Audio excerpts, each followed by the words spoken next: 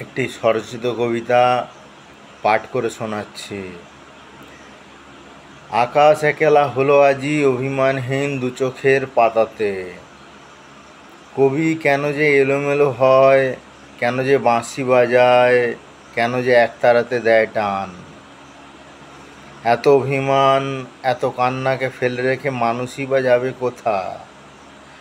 তুমি আমি কেউই কোনো প্রত্যুত্তর জানি না অনিবার্যতার। সেই অনিবার্যতার সাগর পেরোতে পেরোতে একদিন তবে যেতে হবে আরও কত দূরে।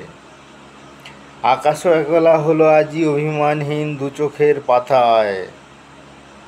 বুকের ভেতরে গান বেজে ওঠে বেসুরে, সুরহীন বিদেশ বিভুঁইয়ের মতো। নমস্কার। এটাও একটি গভীর দার্শনিকমূলক কবিতা। আপনারা শুনবেন এবং শুনে আনন্দ লাভ করবেন।